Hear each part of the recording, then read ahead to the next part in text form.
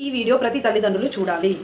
మీ అమ్మాయిని ఎంతో ప్రేమగా పెంచుకున్న మీరు మీ అమ్మాయి లైఫ్ బాగుండాలని అప్పు చేసి మరి అంగరంగ వైభవంగా ఒక ఎదవకిచ్చి పెళ్లి చేస్తున్నారు.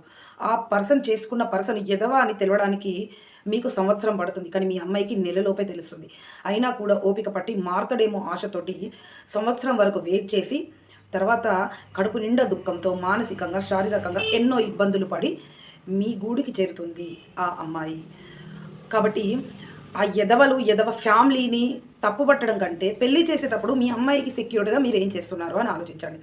ఎట్టి పరిస్థితిలో తాగుబోతు అబ్బాయికి పెళ్లి చేయకండి. కట్నం అడిగే వ్యక్తి అసలు మ్యారేజ్ చేయకండి. కట్నం అడగని వాళ్ళు ఎంతోమంది ఉన్నారు మెడిటేటర్స్. కులానికి అతీతంగా అంటే నాకు ఖచ్చితంగా మా క్యాస్ట్ వాళ్ళే కావాలి అని ఎవ్వరూ అనలేదు మెడిటేటర్స్. అమ్మాయి కావాలి, మంచిగా ఉండాలి, మీ అమ్మాయిని మా ఇంటికి కోడలుగా రావడం మా అదృష్టం అనుకునే మెడిటేటర్స్ చాలామంది ఉన్నారు. కాబట్టి ప్రతి ఒక్కరు కూడా ఆలోచించండి. కట్నం ఇంత కావాలి అని డిమాండ్ చేసేవాళ్ళు, ఆల్కహాల్ తీసుకునే వాళ్ళకి అస్సలు మ్యారేజ్ చేయకండి.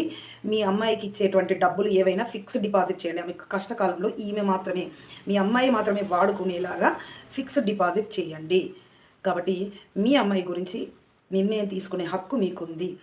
పెళ్ళి అయ్యాక సంవత్సరం గడిచాక ఆమె శరీరం మొత్తం పాడయ్యాక మీ ఇంటికి వచ్చాక అయ్యో నా బిడ్డ పరిస్థితి ఇట్లయింది అని ఏడవడం కంటే పెళ్ళికి ముందే ఆమెకు చెందాల్సినటువంటి అన్ని రకాల కట్నమా వస్తువా ఏదైనా ఆమె పేరు మీదనే ఉండేటట్టు చూడండి. ఇది ప్రతి తల్లిదండ్రులను నేను వేడుకొని మరీ చెప్తున్నటువంటి ఇన్ఫర్మేషన్.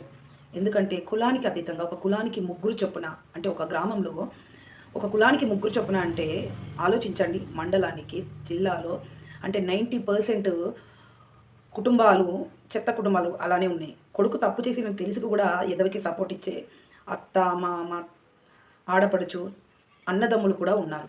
సరే వాళ్ళు ఎదవలండి, మీకన్న బిడ్డ మీకు ముఖ్యం కదా, తన భవిష్యత్తు మీకు ముఖ్యం కదా. కాబట్టి పెళ్లి చేసేటప్పుడు ఆలోచించే పెళ్లి చేయండి.